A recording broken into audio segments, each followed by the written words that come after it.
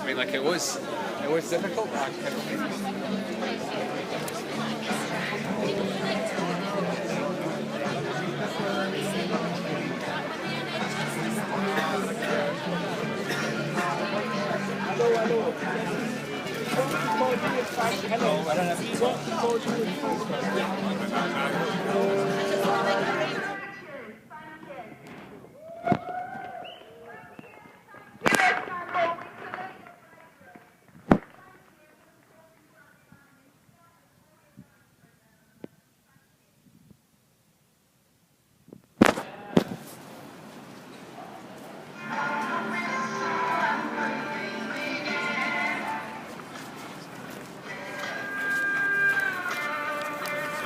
Right over the North Face.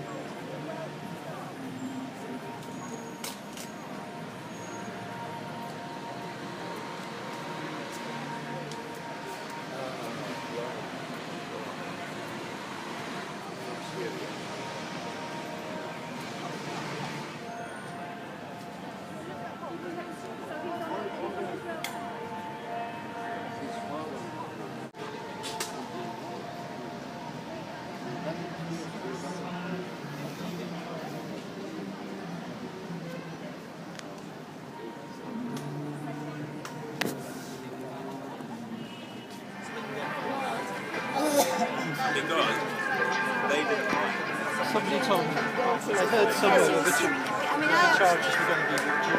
I don't see. My name's Ben Griffin, I'm from Veterans for Peace. We're outside the US Embassy today on Saturday the 1st of June in anticipation of Bradley Manning's trial, which is starting on Monday the 3rd. Bradley Manning faces life in prison for revealing the true nature of modern warfare by leaking the Afghan war diaries, the Iraq war logs, collateral murder and Cablegate. He's shown us the true nature of modern warfare, the killing, torture, destruction of property. That ain't just the action of a few bad apples, this is systematic. Manning faces a life in prison. We're here in solidarity with him and his family. Free Bradley Manning. Thank you. Well, I just came along today on my own because I went to a meeting about a Palestinian footballer last week who's come to this country to talk about stuff I'm interested in, and there was a leaflet, picked up various leaflets. There was a pale yellow one saying 2 p.m. today, 1st of June, US Embassy. And I've got a lot of things to do today, but I could just about do this in between the other things, and I thought it was the least I could do because he's been so brave and given up so much, and I do care a lot, but I haven't given up anything like he has, so it's the least I can do, give up an hour or two of my time on a sunny day. I live close by, I didn't even have to come far, so of course I'm here and I'm wearing this badge, and I am Bradley Manning. Well, I'm not, but we all are, so we have to do what we can. It's not much, but here I am. Thank you very much. Thanks. I'm here today because I don't believe Bradley Manning should be charged with the crimes that he's been charged with. I believe in freedom of speech, and what Bradley Manning done was expose the atrocities of his government. Thank you very much. Thank you. Here to support Bradley Manning because we know that he's a brave man, and what we need is we all today have to be as outspoken as Bradley Manning is. Otherwise, the 32 billion which they have spent in Iraq and Afghanistan, in fact, Thank you. is going to be stolen from us. Thank you very much. Thank you. Pretty awful. And on Monday the 3rd, that's this coming Monday, he begins his formal trial, and he is facing life in prison. And let's think about that for a second, because that is extremely serious. Yet today is not a day of grief. Today is a day to celebrate Bradley Manning as an inspiration to us all. How a 22-year-old soldier showed us the way to go at the age of 22.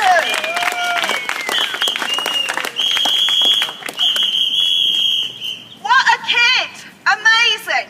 We are so glad to know about what he did. We are so glad to know him. Although we've never met him, we celebrate him and we celebrate his act today. And people from all sorts of campaigns are coming to say, thank you, Bradley Manning, thank you. You are an inspiration to us. The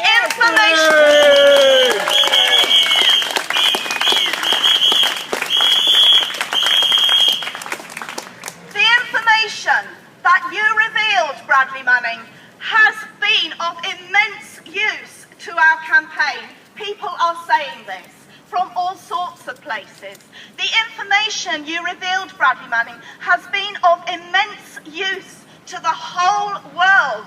We, the public, are grateful to you. Thank you, Bradley Manning. Thank you. Thank you.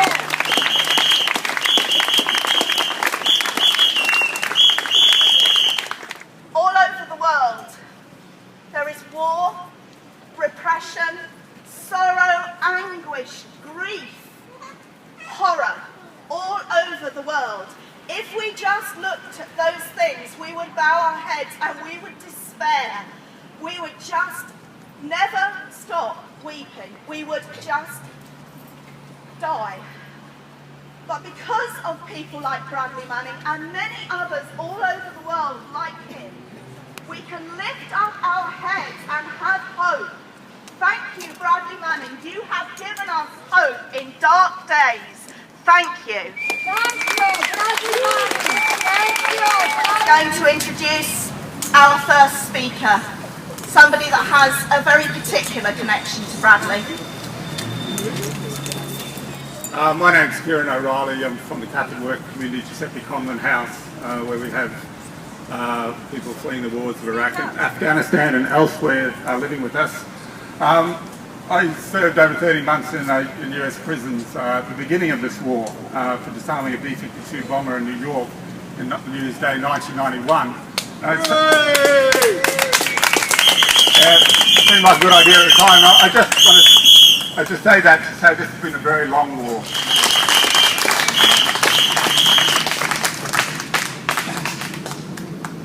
Hey, excuse my tatty exercise, but I still haven't quite got used to public speaking yet, so need a few prompts. Is that alright? Cool. So you don't need to shout. I'm Michael Lyons. I was a Navy medic, and Bradley Manning's brave and selfless actions had a massive impact on my life. I had started to question the British military's morality in overseas exploits during a 6-month deployment to Diego Garcia. I started to think that despite what my superiors and the Sun and the Daily Mail said, that maybe we weren't always the good guys. On returning to the UK, I was given a draft order to Afghanistan. It was at this point that I realised I lacked quite a bit of knowledge on this particular conflict. I decided to rectify this, as I couldn't take part in a war that I didn't really know anything about. The more I researched it, the more unease I felt. I was torn between a blind sense of duty that had been battered into me since week 1, day 1 of training, and the truth that I was slowly uncovering. It was during this massive dilemma that WikiLeaks released the files and videos that Bradley Manning had discovered and felt the world needed to see. The files detailed, in the military's own language, the massive amount of civilian casualties that had gone underreported in the civilian press and within the military itself. The chilling collateral murder video showed one of these atrocities. It had a huge effect on me. Visually, these human beings being mowed down mercilessly disturbed me. But hearing the audio, hearing the callousness that they showed, and the enjoyment that they seemed to get out of this random act of violence, as if they were playing a game of Call of Duty, sickened me. It was the last straw, and I felt I could no longer serve in the war or be part of the military whatsoever. I couldn't be a small cog in this machine where that was the end result. Conscientious objection was by no means an easy route. I was persecuted and prosecuted, bullied and belittled for the best part of 18 months. But it was nothing compared to what Bradley Manning has suffered and continues to suffer today. Human rights abuses and torture for showing the world the truth. I thank Bradley Manning from the bottom of my heart for exposing the truth on war crimes and enlightening us all. His noble actions will never be forgotten, and we all owe him a great debt and must keep campaigning and showing our support until he is finally free. Thank you. Thank you.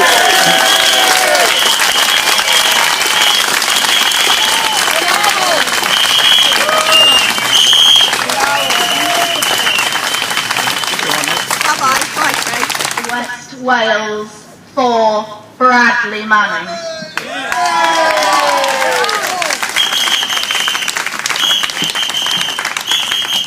Hi, I'm Vicky. We come from Pembrokeshire. 1 year ago, young people travelled from the remotest bit of Wales, that's Pembrokeshire, to this place, and the young people spoke with passion and eloquence for Bradley, inspired by his courage and angry at his torture. And from that point we asked, can Wales, can a small country make any difference on the world stage? And at that stage, MPs from Wales got involved and involved the British government, the Welsh government got involved, the churches in Wales got involved, our European MEP, Jill Evans, got the United Nations involved. The United Nations demanded a private interview with Bradley, which was denied. They wrote to the American embassy, they wrote to the American government. Other countries got involved, small nations like Iceland. We started a petition through a Vaz, and in 1 week 500,000 signatures were given to that petition. And then at that stage, the American establishment, senators and the legal profession said this torture is doing us nothing but harm, it is stupid. And then he was moved, and that campaign took 1 month. So after 11 months of torture, in 1 month he was moved to Leavenworth, and they stopped punishing him for wearing clothes, punishing for sleeping, punishing for having exercise, or if he was sent to many cards or letters, and the torture ended. So I think that a small country, and especially the young people of that country, can make a difference. Thank you. I'm proud of my fellow Welshman who stood up to the Americans and told the truth. The truth is not a crime and he should not be punished for it. Thank you. Free Bradley Manning!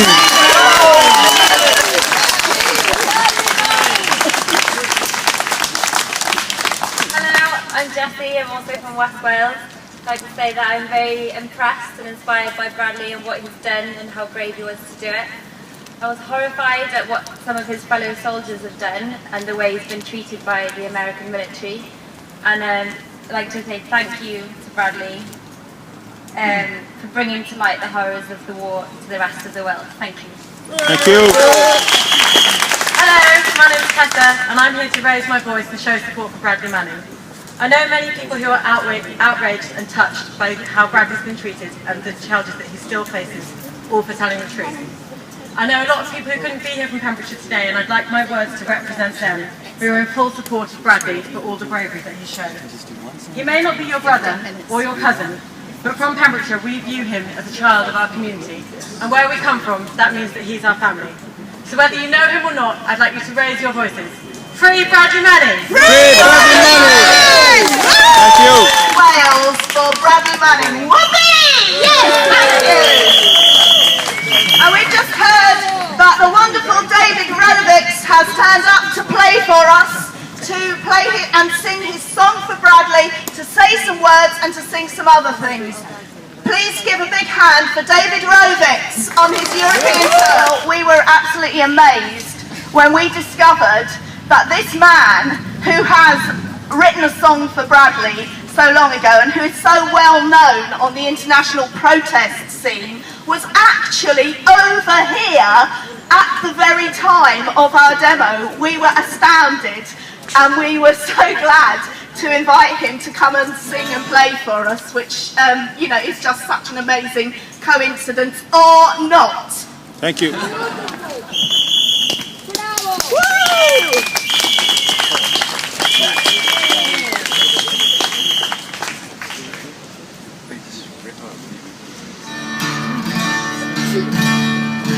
That coming through? Good too. Maybe turn the guitar up.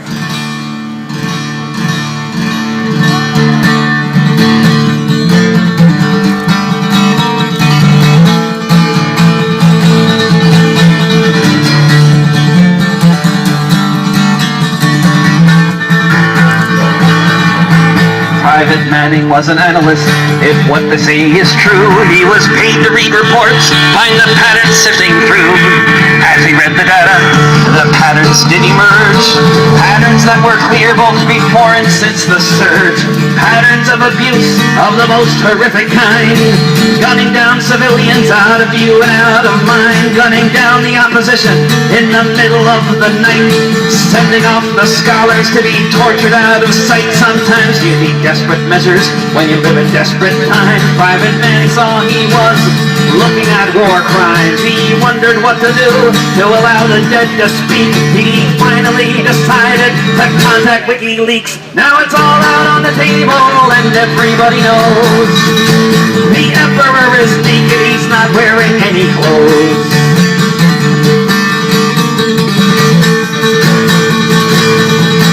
Now Adrian Lamel has to live within his skin. He stabbed Bradley in the back, called the cops and turned it in.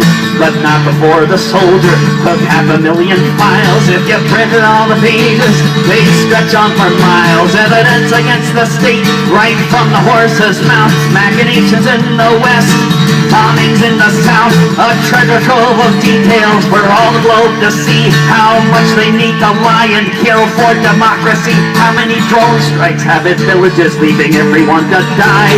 They blamed on someone else, the official line, not I. How many coups have been plotted by ambassadors who say that free and fair elections be the order of the day. Now it's all out on the table and everybody knows the emperor is naked, he's not wearing any clothes.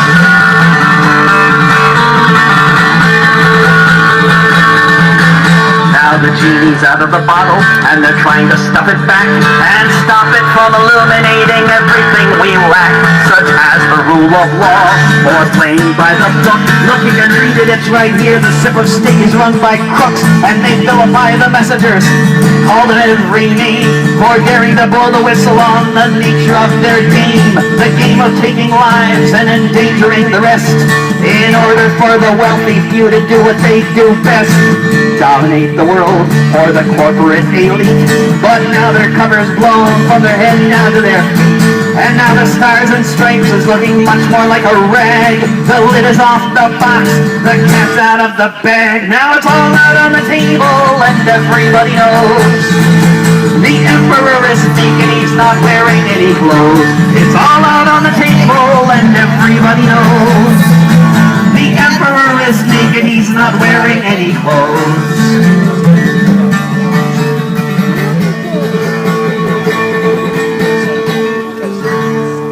Thank you.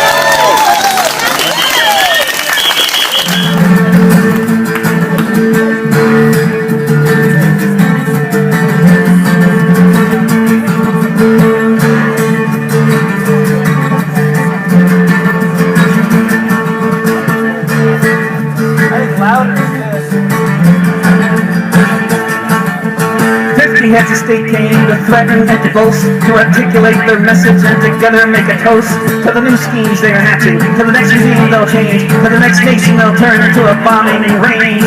They hyped it on the radio, newspapers and TV, the anarchists who come and destroy the city, the anarchists who come and the undercover cops, the old Chicago red squad and their psyops. It's the cops who bought the petrol, the cops who bought the cans, the cops who brought it home, the cops who made the plans, and they got the terrorists they wanted. Now they're doing fine, they got the terrorists and they got the headlines. I wanna know who, I wanna know who, I wanna know who is the terrorist, I wanna know who. I want to know who is the terrorist. Meanwhile in Afghanistan, a family is dead, wiped out in a sleep as they were lying in their bed, wiped out of existence like so many are each day. This is liberation, so they say. This is liberation, and in case you are unsure, the NSA will tell you if your thoughts might be impure, while the generals fly their Air Force all the way across the ocean. They'll build military bases, drop bombs of all description as you drive from Florida to the city of Chicago to pay a little visit to Mayor Rambo. Watch out for the cops who bring home the gasoline, and your apartment becomes a crime scene. I want to know who, I want to know who, I want to know who is the terrorist. I want to know who, I want to know who, I want to know who is the terrorist. Meanwhile in Afghanistan, a village has been hit, a wedding party transformed into a pit, transformed into a graveyard for children, women, men, transformed into a graveyard for empire again, a place where terrorists are born, with every drone attack, a graveyard for the Midwest boys never coming back, a graveyard for society, a graveyard for ideals, a place to bury all the hearts of anyone who feels. And at the meeting in Chicago, they'll talk of women's rights, they'll talk about the terrorists they've got within their sights, the terrorists abroad, the terrorists over here, the terrorists who grew up in a suburb around here. I want to know who, I want to know who, I want to know who is the terrorist. I want to know who, I want to know who, I want to know who is the terrorist. Meanwhile in Afghanistan, more protesters shot down by NATO troops who had to prove it's them who run this town, by NATO troops who have to show they already control, while it all comes crashing down in the countries they stole. NATO troops committing war crimes every day, ruling over nations in the old imperial way. The line generals in Chicago with their satellites and tanks, taking orders from their bosses. The oil men and banks taking orders from their bosses. Looking suitably enraged at terror, foreign and domestic, real or staged, whether led on by informants or just pissed off by the war. The terrorists are meeting behind closed doors. I want to know who, I want to know who, I want to know who is the terrorist. I want to know who, I want to know who, I want to know who is the terrorist. I want to know who, I want to know who, I want to know who is the terrorist.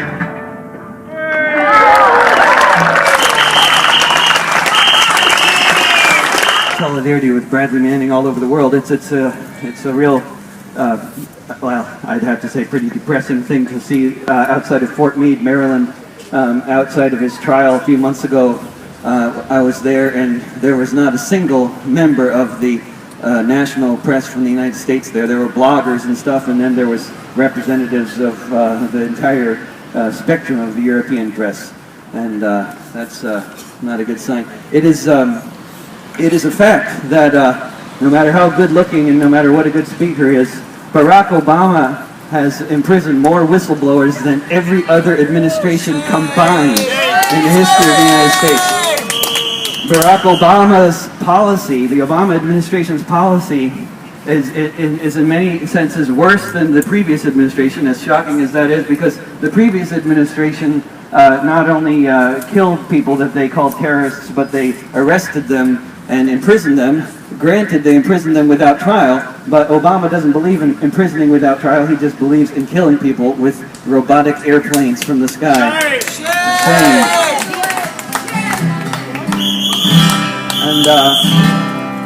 And yet, you know, you can still find lots of people who are in love with the guy and want to give him the benefit of the doubt. I'm way done giving him the benefit of the doubt. And I wrote this song inspired by the presidential debates. There were 11 of them last spring, and it was a bit overwhelming. And I watched a few of them, and I was inspired to verse. And being a U.S. citizen, I'm now required to make a commercial announcement, or I'll lose my passport. So I have CDs in case anybody's like. I'm playing tomorrow night at the Grosvenor on 17th Sydney Road in Stockwell too, if you want more music.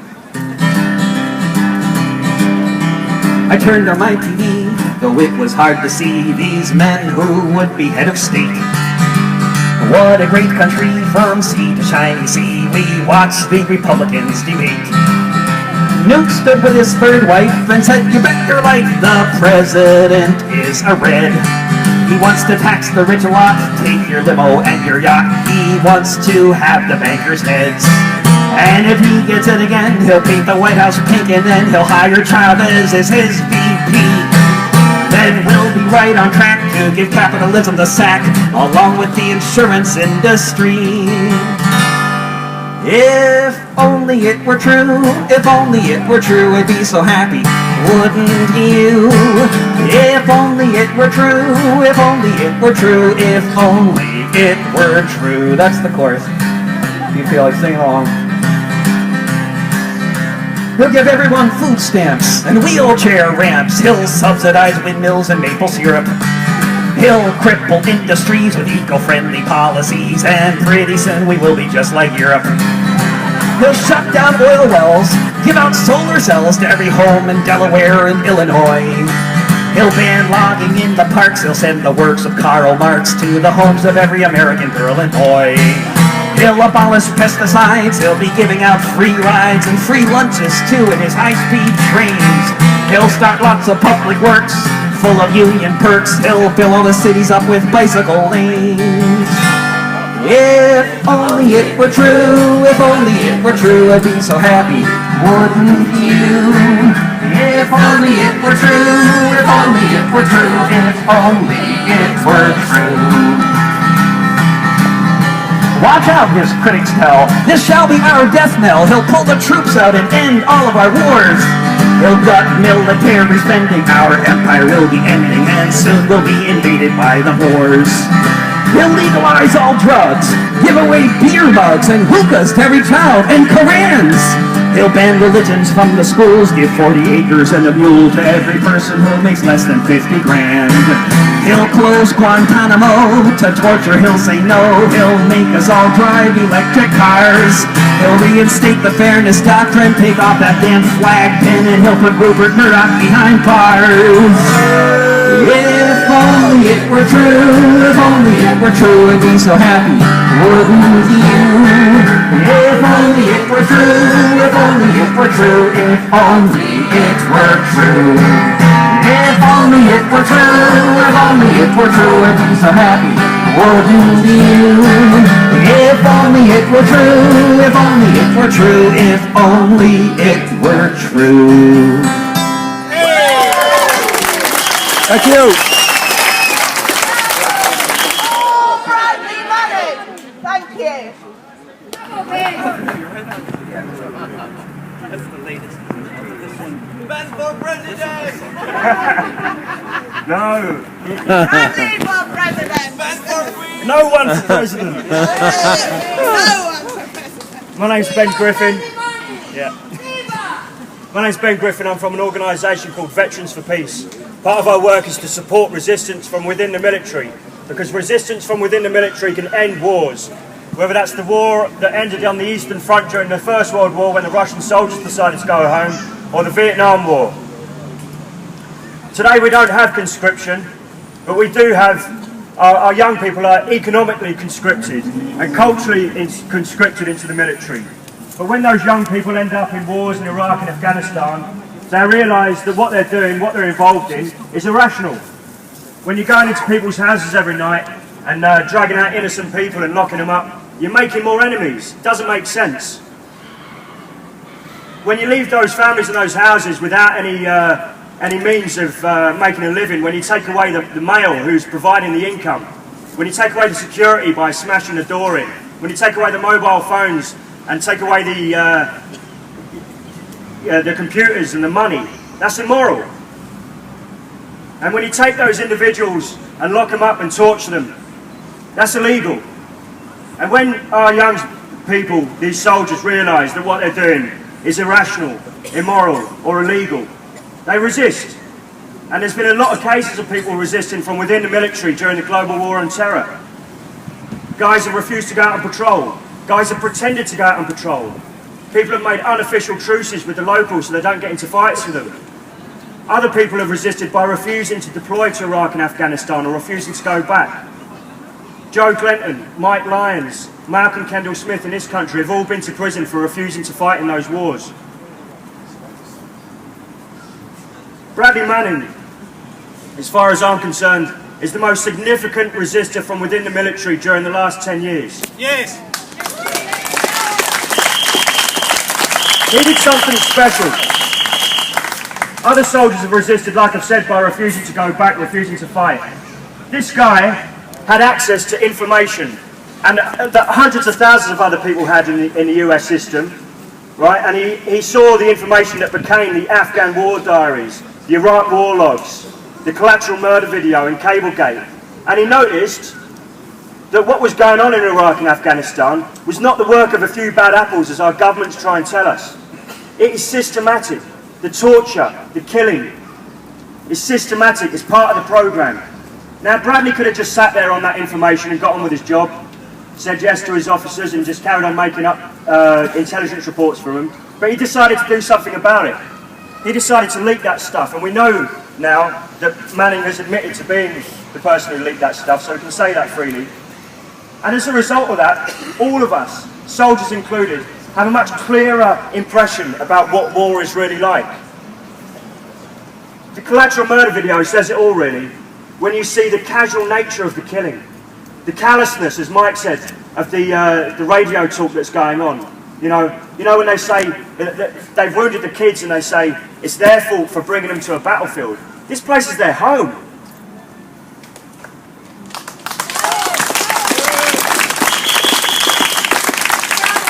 A lot of the guys who resisted the war in Iraq and Afghanistan have been persecuted. Mike Lyons did a few months in prison, Joe Glenton, Malcolm Kendall Smith, they all spent time in prison. In the States, Camille Mejia and other guys have all spent a long time in prison. However, the persecution that is being meted out on Manning goes much further than this. He's already been in prison for 3 years awaiting trial. In the meantime, whilst he's been in prison, they've had these pre-motion hearings, right? Where they've basically made sure that the case is set. There's no room to move. What's going to happen is he's going to be found guilty, maybe of aiding the enemy, and face life in prison. And the reason they're persecuting him so badly is because they know that he's been the most effective resistor throughout this war. Yes, absolutely. Other people will speak later about all the great stuff that we know as a result of Manning. Well, not great stuff, but all the stuff we know that has helped us as a result of Manning. So I'm not going to go into that now. But I'm just going to, talk a bit more about resistance in the military. It's our duty, if you consider yourself at all anti-war, to try and recognise when guys are resisting from within the military. Not to look at what they're doing cynically, but to recognise it. And once we've recognised it, we need to start supporting these guys. Whether that's writing letters to them in prison, or raising money for their families so they can come and visit them, or holding stuff in the streets so people know about them. We need to start supporting these people who are resisting wars. And we also need to celebrate these people.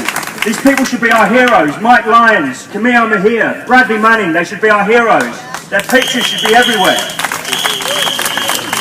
And if we do this, if we recognise, support and celebrate, we will encourage more resistance from within the military, and we will stop these wars. Free Bradley Manning! Thank you.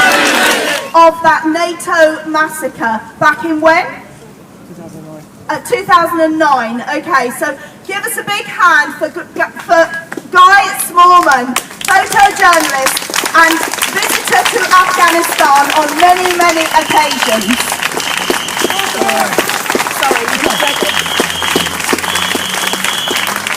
Thanks, Lindy. I'll just get my breath back.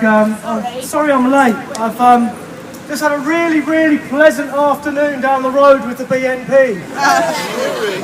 Unfortunately, that's another fallout from the so-called war of terror, is the right wing, particularly the BNP and the EDL, are trying to make a huge and really disgusting capital out of the tragic events in Woolwich the other day. Fortunately, I'm really pleased to say that they were outnumbered by anti-fascists by over 10 to 1. So, anyway, I'm just going to say a few words about Gureni, the village, which sadly has the dubious, what could you say, accolade of being the scene of the biggest massacre since the war in Afghanistan started. Back on May the 30th, 2009. The village was bombed by a B-1B Lancer bomber. It's one of the nastiest weapons that's ever been made by the arms industry. The people in the village represented no threat whatsoever to NATO troops, who by this time were about 2 miles away, having come off second best with a battle with the Taliban, who were also nothing to do with the village. Let's be very, very clear about that. Nearby to Grenai, there was a village called Jowon, which did have a Taliban barracks in it. But the people in Grenai were completely innocent. And it was dark. And that's another thing, the Taliban never fight in the dark, they're not that stupid, but in the dark, the B-1B bomber was circling overhead, and it came across a cluster of heat signatures. The bomber itself had come from the Gulf, it wasn't even stationed in Afghanistan. When the Americans had been fighting the Talibs, they called for support, but no air support was available. So the bomber had come all the way from an aircraft carrier in the Gulf. And by the time it got there, it was dark, the battle had ended an hour and a half earlier, and they picked up a cluster of heat signatures, and they decided, oh, that must be the Taliban. And so they dropped several bombs into the middle of them. Actually, those were the people of the village who were clustered around the village mosque. And the reason that they were clustered around the village mosque was because it was a place where they thought they could be safe. Because every mosque and shrine in Afghanistan is marked as on grid references so that NATO know to keep away from them. But they bombed them anyway. And then, in a blind panic, the elders of the village weren't sure what to do, so they moved all the people to a compound in the north of the village, the very, very furthest point from the direction where they'd heard the shooting and the RPGs going off in the battle earlier. And so what you had was a compound full of terrified, mostly women and children, and then they were picked up by that B-1B bomber, and a 2,000-pound bomb was dropped into the middle of them. Now, NATO are quite fortunate when it comes to committing massacres in places like Afghanistan, because the battle theatres, the places where these incidents happen, as a rule, are very, very far away from the reach of the media. Even the Afghan media can't get anywhere near these places. Because, to be honest, unless you're local, and unless you've got an invitation, you're not welcome in these areas. Not because these people support the Taliban, but just because they're private individuals and they've got their own way of doing things. There's a lot of, tribal politics in the area. It's very, very complex. And that kind of ensures that when these atrocities are committed, that very often the media, even the Afghan media, can get nowhere near them.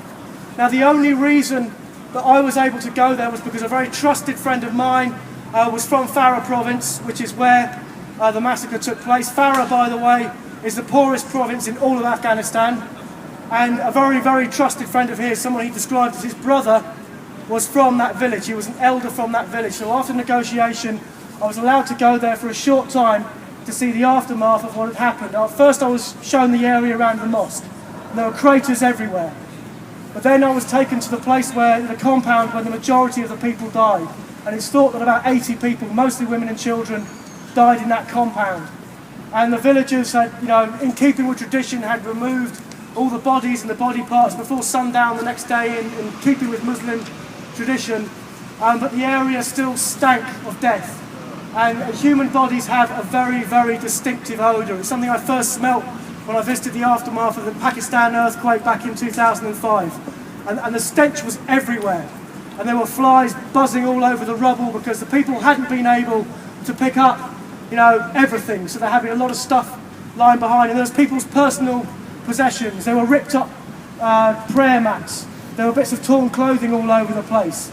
There were trees in the area with their trunks snapped in two by the force of that explosion. And then we were taken to the cemetery. And at the cemetery I counted something like 80 fresh graves. And I was told that in some of those graves, to get their bodies into the ground in time, in keeping with tradition, they'd buried whole families together. And then at the end of the cemetery I was taken to see one trench that was 30 metres across. And I was told that in that trench was the remains of 54 people who had to be buried together because they'd been reduced into an enormous pile of body parts, and there was no way of telling who was who. And as sensitively as possible, because obviously I'm a journalist, I was trying, for the sake of accuracy, to get the facts, and I said through my translator to the elder, well, given how you've described the contents of that trench, how can you be sure that there are 54 people in there? And he said, well, we can't, but all we know for sure is that there are 54 heads in there. Anyway, after that, the US NATO spin machine came into full operation. There was a riot in Farah City. People surrounded the government's palace and they broke all the windows. There were demonstrations in Kabul. Hamid Karzai, the US president, threatened to throw the NATO troops out, like he's got the power to do that. I don't think so somehow. And you know, the Red Cross, the International Red Cross, the Afghan government, the local people said that over 140 people had died in that massacre.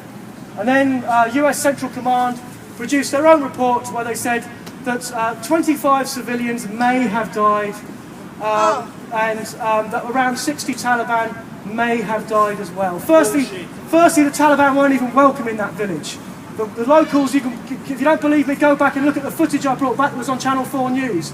The locals freely admitted on camera to hating them because they were collecting taxes off them. You know, it was not a Taliban village.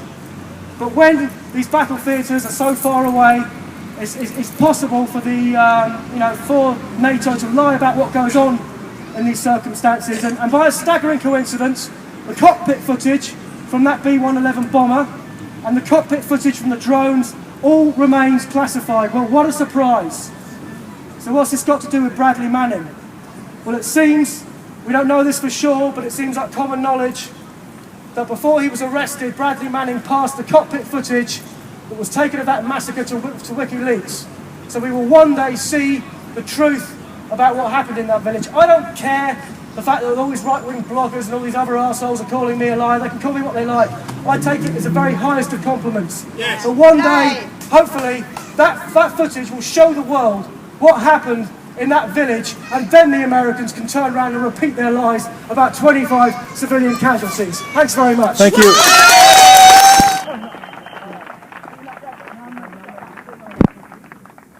Hello everyone, what a fantastic big crowd. It's the biggest crowd that we have seen here in support of Bradley Manning on all the protests that we've done. So it's fantastic to see so many people. Okay, my name's Phoebe and I'm from Queer Strike, lesbian, bisexual, trans, queer women in the Global Women's Strike. And I'm saying, is there any other queer groups here? Okay, queer. Now that's the problem. I tell you why. Now then, regarding dear Bradley Manning, poor little sod, he's fantastic. And everybody... But I thought it was really great what that Daniel Ellsberg said, who exposed the facts that led to the Pentagon Papers he exposed, and he exposed the facts that led to Nixon stepping down. And he said, Bradley will never regret it. And I think that's absolutely wonderful. But anyway, Julian Assange was telling me the importance legally of what's happening to Bradley at the moment. Now then, he has admitted something which we don't consider a crime, but which can be construed as a crime by the court that he's at, which will put him away for 20 years. We know that this is kind of on the, we know this is there. But what they want to do is to go far beyond that. Their case, they want to rest their case on the idea that if you tell a journalist, and that journalist, in this case this is WikiLeaks, if you tell any media person, and this information then goes to the public, then what you have done, you have informed the enemy, because the enemy is in amongst the public. In fact, what they're saying is the public is the enemy. And